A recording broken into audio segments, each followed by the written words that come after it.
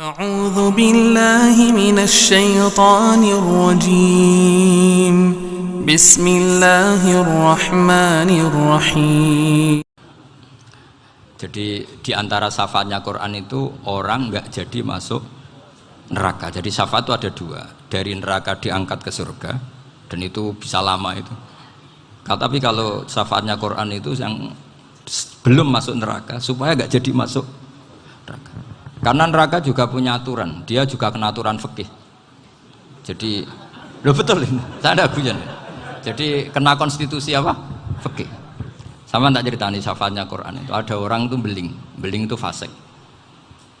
Itu dia hafal surat Tabarok, hafal betul.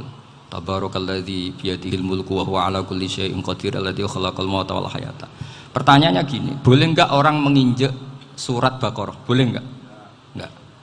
Padahal orang hafal Quran itu artinya ayat itu ada di hatinya. Fa inna wa ta'ala la yu'adzibu qalban wa al-Qur'ana. Allah tidak akan menyiksa hati yang menyimpan Quran, yang jadi flash disknya Quran, yang jadi rekaman Quran. Singkat cerita orang ini hafal. Pas ketemu Mungkar Nakir prosedur kan, ini orang fasik mau diantemin sama Mungkar Nakir. Prosedur ya, dia kan prosedur standar. Si surat Tabarok akhirnya menjelma jadi seseorang yang gagah berani. Kamu nggak boleh nyiksa orang ini. Saya ini kalamullah. Kalau kamu nyiksa dia berarti nyiksa saya. Kamu berani sama kalamullah? Wah ya tidak berani jadi Mungkar Nakir. Tapi orang itu nakal, harus saya gebukin. Tapi kata Quran tadi, tapi saya di situ pasti kena saya. Oh debat, nggak ada lajnahnya, ini nggak ikut. Kalau Gus Wirjon ikut jadi lajnah. Kalau jadi lajnah pasti kroninan, kalau santrinya dimenangkan nanti. Akhirnya debat. Ya sudah kita ketemu Allah. Akhirnya Mungkar Nakir sama Quran tadi surat Tabarok datang sowan sama Allah. Terus kata Allah, memangnya kenapa Mungkar Nakir? Saya harus nyiksa dia karena dia fasik ya Allah. Memangnya kenapa surat Tabarok? Saya ada di situ. Menurut aturan orang tuh nggak boleh injak-injak Quran. Kalau dia nutuk saya, nutuk Quran, itu harus dikasih tahu fikihnya Mungkar Nakir. Akhirnya Allah ngendikan gini ke surat Tabarok, ya sudah terserah kamu. Kalau terserah kula Gusti, Mungkar Nakir nggak boleh nyentuh orang ini. Ya sudah selamat. Sehingga terus itu sama baca di termasuk mujizatnya surat Tabarok di tafsir Ibnu Katsir banyak. Karena tadi logikanya malaikat itu juga kena aturan fikih. Sehingga banyak ulama termasuk Said Muhammad ngendikan pertanyaan Mungkar Nakir itu tidak semua orang kena. Kalau semua orang kena, nanti kalau tanya Nabi Muhammad, waman nabiyuka? Kacau kan jamnya. Nabi kamu siapa? Lu saya ini nabi. Ya kan? Lah nanti kalau pas ketemu Nabi Ibrahim, waman abuka? Jadi repot kan? Makanya ada kiai yang guyon kalau ditanya, marab buka? Saya ini guru tauhid sembrono. Saya ini ngajar Ummul Barohin, kamu tanya marab buka? Masyhur itu keramatnya Imam Malik itu. Ada Ashabu Malik, rajulun min ashabi Malik. Beliau ditanya Mungkar Nakir, marab buka manabiuka? Imam Malik datang, ini seumur-umurnya itu ngajar tauhid. Kok kamu bedai enggak sopan kamu? Dan kita berharap barokah sampean ngaji nanti itu. Yes. Malaikat itu anak sungkane gitu. Jadi itu ada. Dan saya meskipun guyon itu serius. Bedanya orang alim sama ndak itu di situ. Kalau orang alim itu guyon itu masih bener, masih serius. Coba saya bacakan ayatnya. Ala inna auliya Allahi la khaufun alaihim wa lahum yahzanun. Terus lahumul busyra fil hayatid dunya fil akhirah. Artinya kalau Mungkar Nakir dengan penampilan garang gitu, berarti ada ketakutan apa enggak? Ada, padahal ciri utama walinya Allah tidak ada ketakutan. Makanya itu termasuk dalilnya Sayyid Muhammad, tidak semua orang alami seperti itu, karena wali-wali itu la khaufun alaihim wa lahum yahzanun. Wah anak kiai ketemu karena kerja buat tidur wedek. Iku dresege ora kok pertanyaan tok, nak konan santri piye? Lho isen wis kiai dihanjuti Mungkar Nakir. Malu gak kira-kira? Mesti plengaan konan santri piye? Nah jawabannya gampang karena pernah ngajar tauhid. Makanya Sayyidina Ali ini cerita ini ada di kitab Nurul Dholam. Sama lihat di kitab Nurul Dholam karangannya Syekh Nawawi Banten. Itu Sayyidina Ali itu ya, andekan orang biasa mungkin ya agak-agak hasut, tapi ini wali gak boleh kamu katakan hasut. Dia itu mangkal sama Umar. Orang kok setiap orang pernah dibentak. Apa dia berani bentak mungkar nakir? Penasaran dia. Bagaimana kerengnya Umar itu berlanjut enggak gitu kira-kira. Akhirnya minta, ya Allah saya minta kasyaf. Ya karena yang minta Sayyidina Ali karena mau wajah dituruti sama kasyaf. Dilihat Sayyidina Umar pas meninggal itu. Jadi hasud itu ya kadang penting asal baik. Loh betul, bahasa Kanjeng Nabi kadang la hasada illa fisnaten. Itu Nabi bahasakan ya hasad. Gus Verson saja yang nafsirkan ghobtoh itu kan gaya-gayanan sebagai ulama. Aslinya Nabi ngendikannya itu la hasada illa fisnaten. Ulama yang ganti itu namanya ghobtoh. Wong Nabi sendiri nyebut hasad kok kamu tafsiri ghobtoh. Ya hasad ya hasad. Udah enggak usah ditawil-tawil pokoknya gitu. Kalau sama nggak percaya nggak apa-apa. Kok gitu aja kok repot. Karena sama nggak percaya kemungkinannya dua. Satu nggak ngerti. Dua sama-sama alim. Kan dari awal kalau sama-sama alim kan laisa li alimin ayuqallida aliman akhor. Kita nggak perlu saling mengikuti. Ngapain hasud? Biasa aja. Akhirnya Sayyidina Ali kasih. Pas Umar bangun, setelah mati kan bangun, setelah meninggal bangun. Mungkar nakir datang dengan perang yang sangat garang. Itu digambarkan Sayyidina Ali matanya itu kal kidril ghali. Kayak apa? Kendil yang apa? Menganga. Wah, seru. Sayyidina Ali senang, paling takut ini Umar. Senangnya bukan main, wah ini mesti takut Umar. Biasa. Ternyata enggak, Umar malah bangkit. Woi, mungkar nakir. Kamu tahu menghadapi siapa? Itu betul. Kamu itu menghadapi temannya ahabbal khalqi ilallah. Yang diandalkan temannya bukan dia. Kamu tahu yang kamu hadapi, saya ini teman kekasihnya Allah. Jadi boleh kamu mengandalkan Mbak Virjon. Tapi nanti resikonya mungkar nakir tanya, itu Virjon siapa? Wah itu masalah kan. Makanya syaratnya wali itu harus ma'rufun fis sama. Di langit sudah populer. Makanya dulu ada orang yang saking seninya Abdul Qadir ditanya apa saja jamnya Abdul Qadir Al-Jilani itu aman karena beliau populer. Makanya program kita harus populer dulu di langit. Nah, itu nanti kalau dicatut oleh santri-santri nggak apa-apa. Kalau nggak populer nanti dicatat, itu siapa? Masalah ini. Umar itu yang dibanggakan itu, kamu tahu saya siapa? Ya enggak tahu. Saya ini temannya kekasihnya Allah. Temannya Muhammad. Iya Muhammad Rasul. Wah mikir, waduh. Repot. Loh di dunia aja gitu kan temannya presiden, temannya panglima, apalagi ini temannya Sayyidul Awalin wal Akhirin. Di dunia aja bilang temannya presiden, menteri orang sudah takut, apalagi ini temannya Sayyidul Awalin. Hanya mungkar nakir terus konfirmasi sama Allah, gimana ya Allah ini ngadepi. Sebetulnya yang diandalkan itu temannya, bukan dia. Wah, akhirnya sama Allah dibilang, ya bu, ya sama seorang seperti itu bu yang sopan. Terus semenjak itu mungkar nakir itu nggak selalu berpenampilan seperti itu, sangat. Jadi semoga itu konsisten sampai nanti. Jadi kamu kalau ingin nggak takut mungkar nakir jadi wali dulu. Karena syaratnya tadi hanya wali sing la khaufun alaihim walahum yahzanun lahumul busyra fil hayatid dunya fil akhirah. Jadi orang itu kalau ngaji itu harus khatam. Jangan semuanya kena pertanyaan. Dan kalau semuanya kena pertanyaan nanti repot. Kalau Nabi Muhammad ditanya waman Nabi juga. Nabimu siapa? Lu kan terus jadi aneh. Jadi makanya ketika Sayyid Muhammad semua ulama lah, nggak ada am kecuali ditaksis. Kecuali sifatnya Allah. Misalnya bikulli syai'in alim ya benar-benar bikulli syai'in. Tapi kalau am semuanya pasti ada taksis. Meskipun dalam muhawarah muhadasah biasa. Misalnya contoh gampang, istri kamu baru seneng kamu, mas nak pengen popo itu lapor aku, gak popo mas, mesti aku seneng sama lapor. Iku dia aku pengen wayo. Wah langsung jadi apa wae. Mesti apa wae maksudnya kecuali itu gitu. Padahal kalau ngomong mas sampean ingin apa saja tak dukung. Sampean bilang pengen iku wayo. Kira-kira disetujui apa enggak?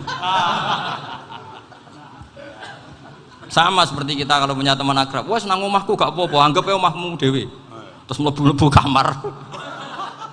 Jadi tidak ada am kecuali di taksis. Artinya kalau ada cerita bahwa orang mati pasti ngalami ditanya mungkar nakir, itu pasti ada am yang di taksis. Itu pasti nggak dialami para anbiya, para auliya. Karena ciri utama wali itu la khaufun alaihim walahum yahzanun. Kemudian saya yang mau cerita ya, supaya sampean bisa menghadapi dunia global ini, tak bawa tafsir Munir termasuk tadi. Kenapa orang Islam, Rasulullah SAW itu lebih senang kalau yang menang itu orang Nasrani Romawi, ketimbang yang menang itu orang Faris, dalam hal ini ateis. Karena orang ateis itu lebih ngeri. Sebetulnya beberapa penemuan sains, terutama di ilmu medis, itu orang Amerika, kayak cloning. Tapi orang Amerika itu masih dilarang oleh gereja untuk mengaplikasi. Karena nanti bayi cloning itu dipakai suku cadang. Di Amerika masih ditentang oleh fatwa-fatwa agama, baik Islam maupun Kristen. Tapi di Cina itu dipraktekkan, karena nggak ada halangan agama. Di Cina itu biasa ada kondom diolah lagi jadi alat-alat aksesoris. Di Amerika tidak ada, karena masih ada agama, masih ada larangan. Sehingga orang Islam itu lebih takut kalau yang menang itu Persia, karena terus cara berpikir ternyata Tuhan itu tidak ada, langit nggak ada perannya. Jadi ketika yang menang Nasrani masih berpikir itu pertolongan Tuhan, meskipun mungkin cara mengatakan Tuhan beda dengan kita. Tapi ada satu kesamaan bahwa kekuatan samawi itu ada. Jadi disebut hulibatir rum fi adnal ardi wa hum min ba'di ghalabihim sahlibun. Di sini diterangkan oleh Syekh Nawawi supaya kamu tidak salah paham. Sebetulnya kamu katakan misalnya wah itu paham liberal, sebenarnya saya tidak tersiksa. Cuma takut yang mengatakan seperti itu cek goblokir atau ngaji gitu. Itu aja masalah saya. Ini saya baca ini karangannya Syekh Nawawi, karena tadi kata Mbak Firjon ngaji itu harus sama orang yang bersanad. Saya ini kalah sama beliau itu berkali-kali. Secara nasab saya harus manggil Mbah. Secara silsilah ilmu saya juga kalah lagi. Saya sering disewani sama cucu-cucu Syekhona Khalil. Kiai Siddiq itu termasuk murid dekat beliau, Syekhona Khalil. Kalau itu berarti kan Gus Firjon, Ahmad, terus Mbah Siddiq. Mbah Siddiq ngaji Syekhona Khalil. Syekhona Khalil itu pernah ngaji langsung sama Sayyid Zaini Tahlan. Berarti beliau dari Sayyid Zaini Tahlan itu baru generasi kelima. Sementara saya itu sudah ke-7 atau ke-6. Saya, Mbah Mun, Mbah Karim misalnya, Mbah Hashim, Mbah Mahfud Termas, Sayyid Abi Bakar Sato yang arangnya Anatul Tolibin, baru Sayyid Zaini Tahlan. Berarti saya ke-7, kalah lagi. Tapi untuk jadi wali biasanya cepat saya. Karena syaratnya jadi mbah itu ngalah demi putu. Jadi kalau beliau ngotot, saya dulu Gusti, saya mbahnya, wah itu mbah yang nggak baik. Pasti jatahnya dikasihkan apa? Cucunya dulu. Makanya Abdul Muthalib itu orang yang dapat wangsit, tapi yang jadi nabi itu cucunya. Jadi dalil saya banyak. Sebenarnya Abdul Muthalib itu sudah sering dapat wangsit, karena saya bahasakan wahyu, Nabi yang protes, enggak nabi kok dapat wahyu. Tapi sebetulnya Abdul Muthalib itu masyhur, kalimat-kalimatnya menunjukkan bahwa beliau itu sudah dapat wahyu kalau nanti cucunya itu jadi apa? Nabi. Makanya senangnya bukan main Abdul Muthalib sama Rasulullah. Putu seneng mbah, seneng putu. Jadi mungkin, jadi sampean enggak usah protes loh. Yang jadi wali kok cucunya. Dulu betul. Dulu Mbah Hamid Pasuruan itu kalau Mbah Ahmad Siddiq ke sana, Mbah Hamid Pasuruan kalau manggil Mbah Ahmad Siddiq itu paman. Tapi pamannya minta ijazah ke ponaan. Apa ya gara-gara itu memang. Kalau itu masih berlaku apa? Ngalah tadi. Kayaknya masih apa? Hawane masih. Hawane masih. Karena melihat tren-tren langit masih gitu kayaknya masih. Masih itu. Ya, tapi mbahnya tetap dapat jatah, tenang saja nanti. Tapi memang sebaiknya mbah itu legowo. Rasulullah Muhammad SAW itu terkenal min dzurriyyati Ibrahim. Tapi kata Rasulullah, ana dakwatu Ibrahim wa bisyaratu Isa. Aku nganti ngene iki barokah dongane Nabi siapa?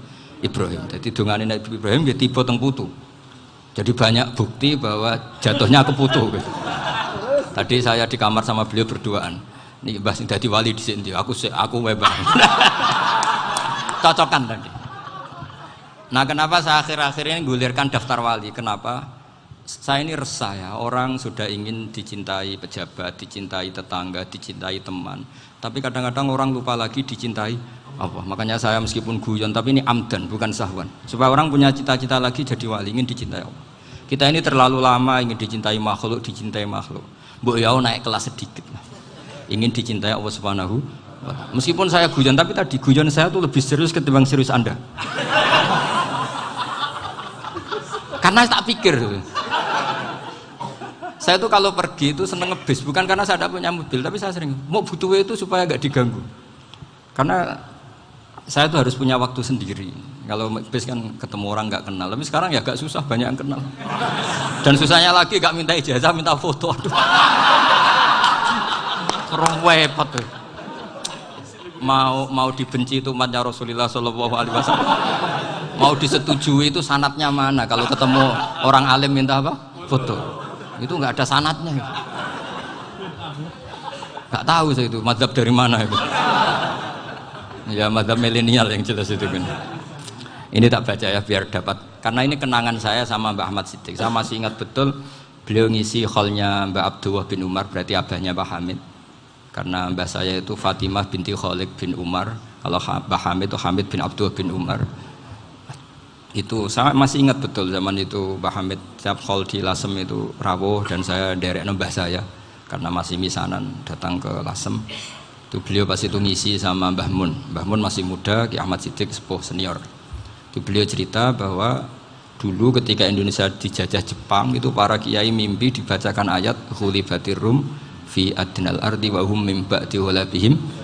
Terus ada kiai yang tanya, takwilannya gimana? Ya nanti Jepang pulang bukan karena kita yang mengalahkan, tapi Jepang ada yang mengalahkan sendiri, meskipun tidak kita. Kayak dulu Faris tidak dikalahkan Islam, tapi dikalahkan Romawi, tapi yang senang umat Islam. Wa yauma idzi yafrahul mu'min. Itu luar biasa ulama-ulama kita. Delalah kejadiannya Indonesia seperti itu. Yaitu kita tidak mengalahkan Jepang, tapi Jepang pulang sendiri karena dikalahkan apa? Sekutu. Ya ini saya baca. Ini tidak usah dicek bacanya benar apa enggak, sudah aman apa? Aman. Karena kalau saya salah itu ya sengaja. Artinya ya sengaja saja. Ya biasa maksudnya. Saya kemarin ngisi di Pondok Peloso, di Pondok Al Munawir Jogja. Salah itu ada dua. Ada salah memang benar-benar salah. Ya, itu enggak apa-apa, bisa dimakfu. Karena mesti sangke wong goblok salah yang terus itu. Ada salah bawaan ilmu, itu repot tuh dadaninnya. Karena misalnya kita yang biasa belajar qiraah sabah wayah sibuhu, mesti diulang lagi wayah sabuhu. Karena qiraahnya Imam Asim itu hasibah yah sabu bi fathis sin. Sementara kita kalau ngaji kitab kulino yahsib. Sehingga kita yang biasa belajar sabah itu kalau baca kitab itu kayak orang bingung. Kadang-kadang yang ngaji juga bingung. Gus Pak mau di bulan pilih ini. Ya tepat-tepatan. Ada yang mengatakan Gus Pak bingung. Ada yang mengatakan Gus Ba alim alamah, ya tepat-tepatan nasib tadi. Karena memang ya sab'ah memang seperti itu. Misalnya kufuan itu Imam Asim baca kufuan. Tapi beliau punya murid namanya Syu'bah, itu kalau baca kuf'an. Makanya kita itu, ini kan khataman Quran ya, jadi saya menyinggung sedikit tentang qiraah sab'ah. Tadi beliau juga sudah tak kasih kitab saya Hifdzuna Liyadal Mushaf. Sama tak ajari latihan sab'ah, memang angel ya. Makanya yang nggak bisa itu wong pinter. Sudah tahu angel ya nggak usah diteruskan kan. Orang menghindari barang angel itu pinter apa goblok? Pinter. Berarti wong goblok pinter. Saya tuh makanya sama orang goblok tuh respect. Jadi orang alim tuh angel apa gampang? Angel. Menghindari barang angel pinter apa goblok? Loh, orang menghindari barang angel pinter apa goblok? Pinter. Berarti wong goblok pinter. Jadi saya sama orang-orang goblok itu respect. Sudah tahu jadi orang alim angel ya barang angel ya harus dihindari. Makanya saya ini insya Allah umatnya Nabi yang termasuk yang terbaik. Amin. Karena mencintai umatnya Nabi termasuk yang goblok. Itu tidak gampang itu. Karena tadi sudah tahu ya. Seperti itu loh orang naik panjat pinang itu yang naik karena ingin hadiah. Yang nonton sudah tahu wah licin kok dinaikin mau keplodok ya. Tapi orang sepakat yang nonton juga pinter karena sudah tahu ribet kok. Tuku yang pasar kena lah apa mana. Sama juga gitu. Ngalim tafsir angel, ngalim fikih angel. Tapi karek ngaji ngerekam kan gampang. Itu pinter apa goblok? Pinter. Iya. Makanya kula niku mbok burohno ngono tok. Saya tadi dinasihati Mbak Firjon, moga-moga hati saya selamat. Saya itu meskipun kata orang banyak, muhibbin saya banyak, tapi saya insya Allah tidak riya.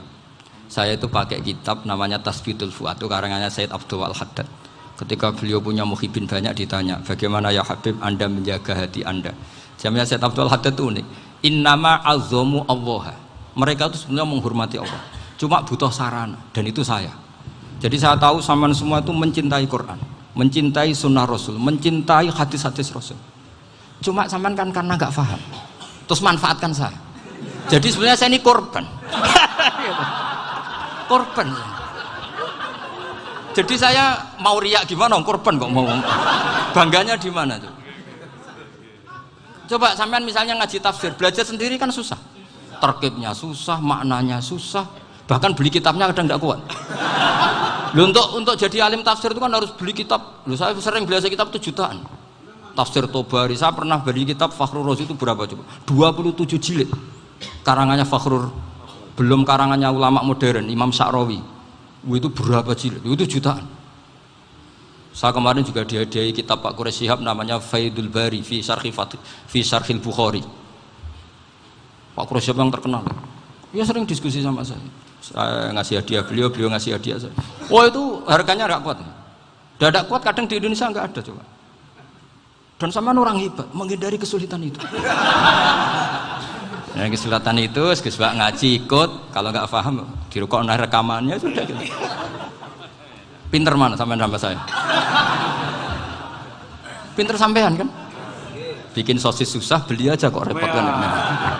Makanya nggak boleh orang bilang, wah aku goblok reso tafsir, aku wong pinter. Makanya nanti kalau saya ketemu Nabi tidak termasuk orang yang mentahkir orang Islam. Kafabil mari isman ayah kira akhahul muslim. Jadi cukup orang itu dosa kalau menyepelekan orang Islam, termasuk darani sampean goblok itu dosa. Caranya nggak darani goblok ya tadi di logika tadi. Alim itu angel, gendari angel itu pinter, berarti wong bodoh. Pintar ya sudah gitu. Tapi tetap bodoh. Tapi ini satu cara untuk saya respect gitu. Coba orang yang ngaji tafsir saya banyak, mungkin ribuan. Itu sebetulnya mencintai Quran. Karena Quran adalah kitab suci yang panduannya umat Islam. Sangat mencintai Quran. Terus kemudian mereka nggak paham. Terus mencari orang yang memahamkan. Burohno lah cara jawabannya. Terus keren saya itu di mana coba? Lah terus mereka kurang ajarnya gini, kalau paham itu ya alhamdulillah paham. Kowe nak ngaji Gus Bae ngono tok.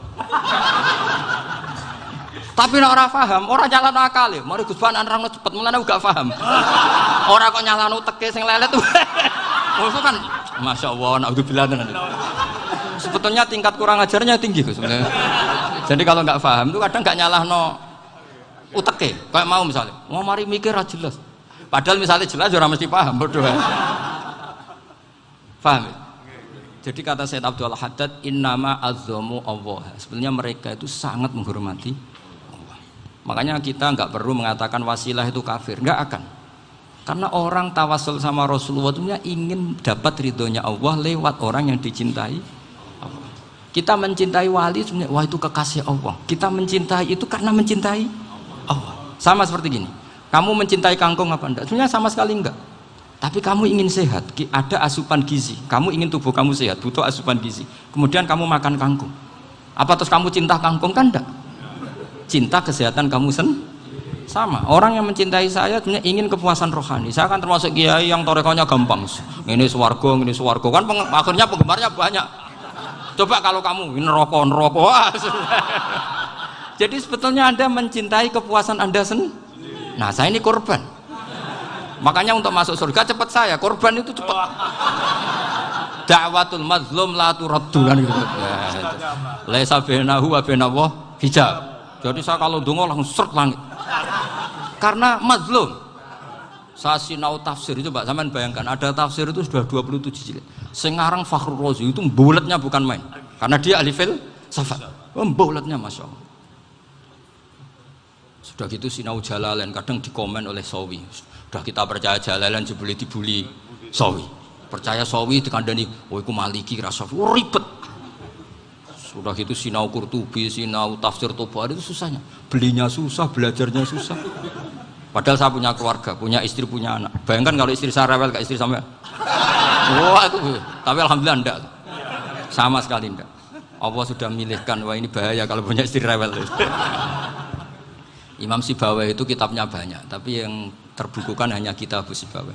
Karena beliau kalau sudah belajar lupa istri. Hanya pas beliau di pasar, kitabnya dibakar semua sama istrinya. Karena dianggap saingannya. Ternyata yang dicerai tidak kitabnya, malah istrinya. Itu Imam siapa? Sibawai. Tapi alhamdulillah kitab saya nggak terbakar, aman. Saya teruskan ya. Jadi untuk menjaga riya dilatih innama azzamu Allah. Sebenarnya mereka itu menghormati Allah. Sehingga wasail-wasail itu sebenarnya nggak pernah jadi subjek pelaku utama, tetap Allah. Sebab itu kata Sayyid Muhammad, kamu kok mengatakan wasilah itu kafir itu gimana? Ketika innallaha qad ba'atsa lakum taluta malika. Talut itu ya manusia. PD-nya itu apa? Inna ayata mulkihi ayyatiyakumut tabut fihi sakinatum mir rabbikum wa baqiyatum mimma taraka alu Musa wa alu Haruna tahmiluhul malaika. Jadi beliau PD itu kalau bawa sunduk semacam peti sakti, sing di situ ada baqiyatum mimma taraka alu Musa wa alu Haruna tahmiluhul malaika. Ya kayak semacam jimat. Tapi saya bukan mensyariatkan jimat enggak, karena nanti banyak penjual yang pembohong juga gitu loh.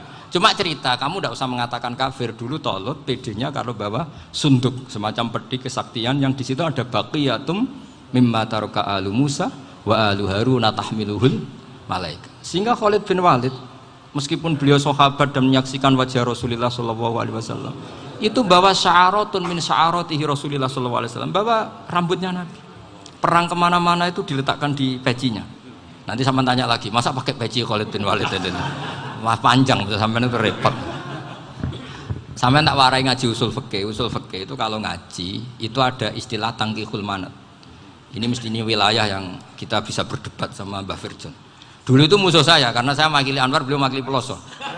Tapi tahu-tahu kalah tua terus saya mengundurkan diri.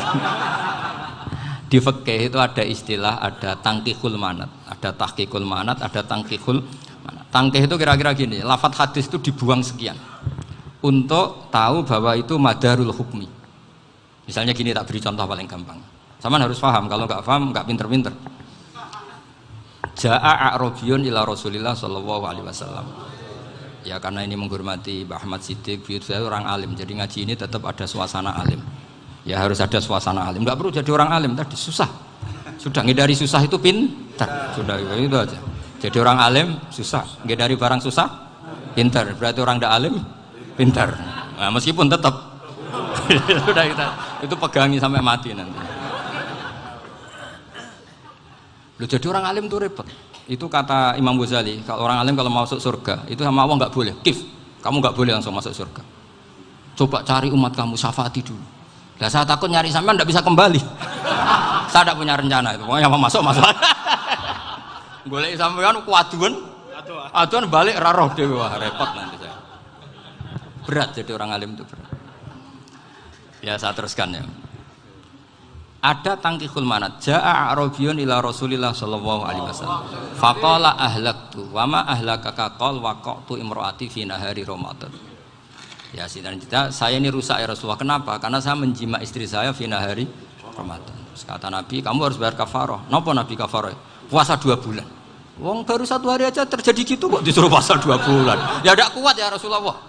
Baru berapa hari saya puasa aja kecelakaan seperti itu. Apalagi kalau sampai 2 bulan. Tidak ya Rasulullah. Ya sudah kalau gitu kamu pertama ngasih makan apa? Itku rokobah kan, pertama merdekakan budak. Tapi kan sekarang nggak ada budak makanya. Terus sekarang langsung puasa. Wah ini nggak bisa semua. Ya sudah ngasih makan orang 60. Kasihkan siapa ya Rasul? Ya orang fakir. Saya ini paling fakir. Di kampung saya ini orang paling fakir. Jadi mulai dulu orang fakir itu hubungan suami istri itu paling lancar. Mulai dulu. Makanya orang fakir itu anaknya banyak. Karena hiburannya hanya itu. Wong Ramadan aja.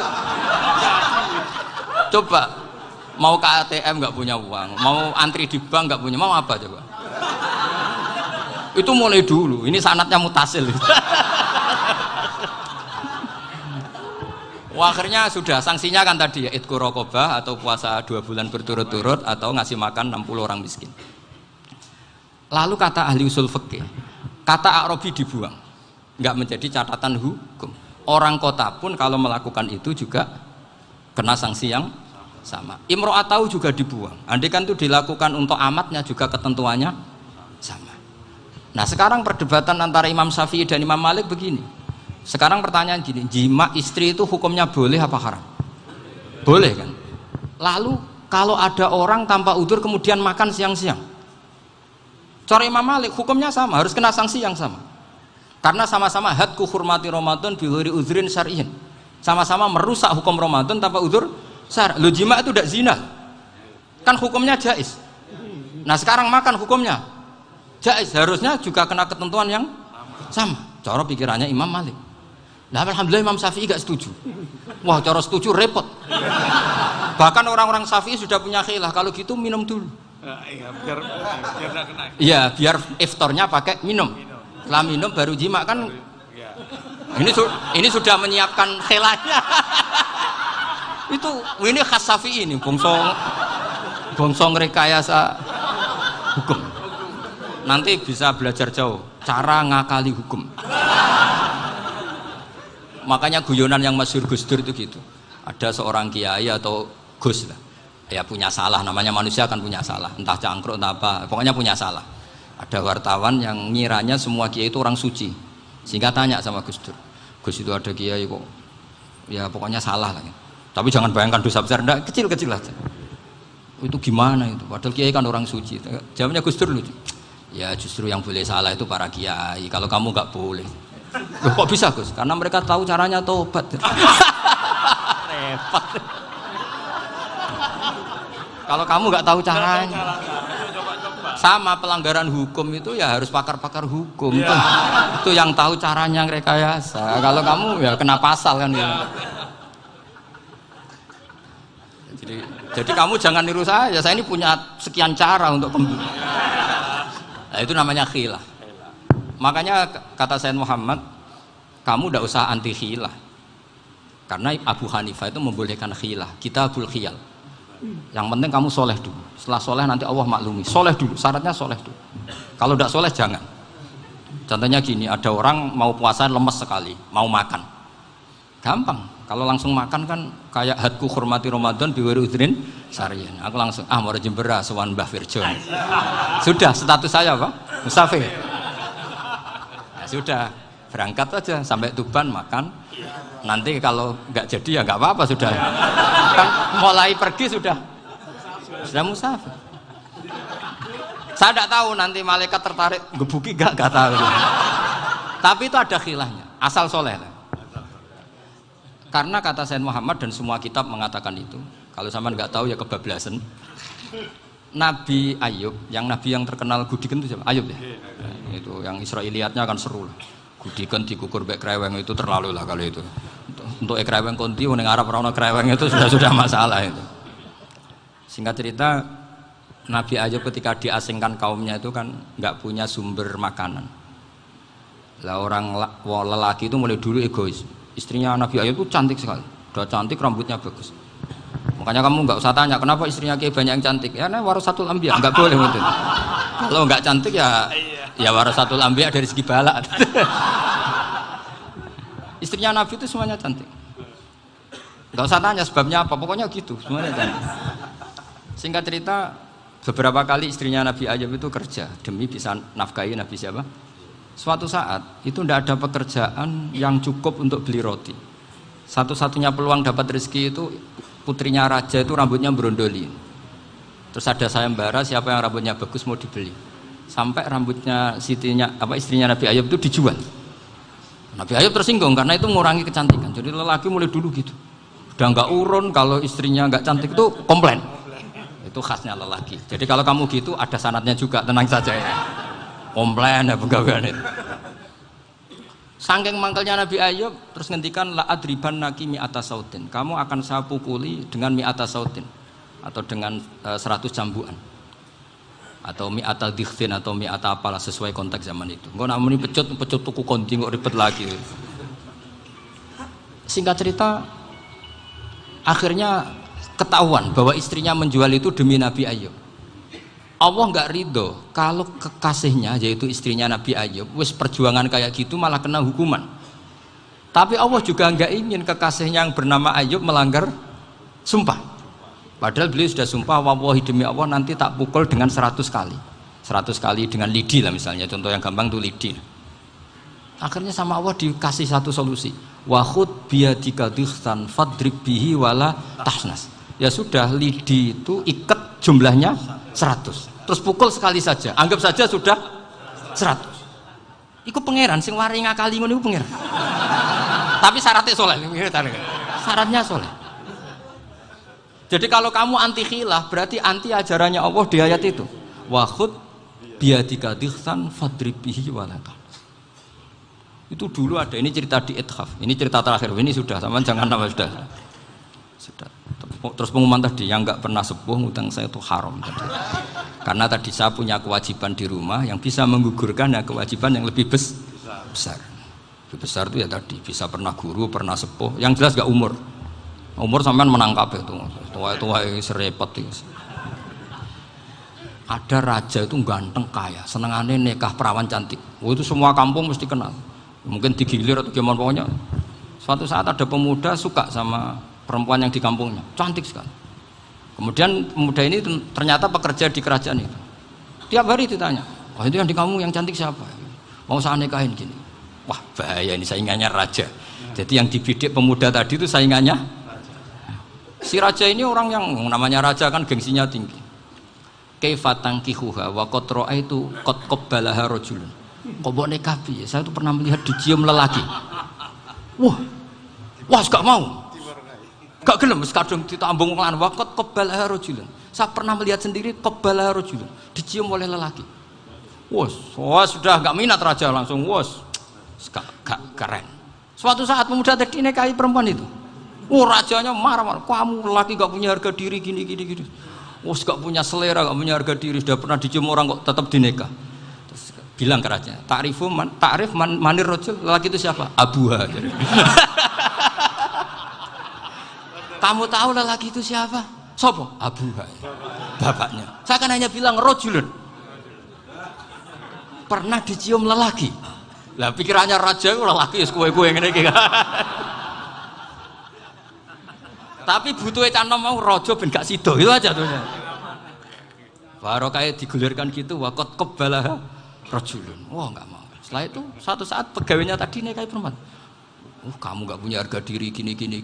Kamu tahu mandir rajul apa abuha? Wah nak ngono aku gak poho-poho. Lah monggo sakniki wis bojo kula. Ora trimo wis diambung wis macam-macam. Lah itu namanya khilah. Apa? Khilah. Kalau di Balawa disebut tauriyah atau apalah. Tapi saya tidak ngajari sampean seperti itu. Sudah pinter sebelum saya ajarin. Bangsa ngakali kan sudah pinter. Ya ini terakhir tak baca Arabnya saja nanti. Bismillahirrahmanirrahim. Biar dapat barokahnya Syekh Nawawi juga barokahnya guru-guru.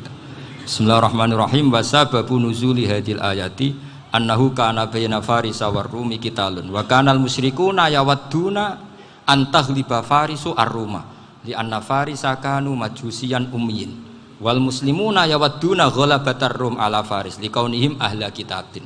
Jadi zaman dulu orang Islam lebih senang kalau yang menang itu orang Nasrani. Kalau bandingannya ateis, karena bagaimanapun percaya kekuatan langit.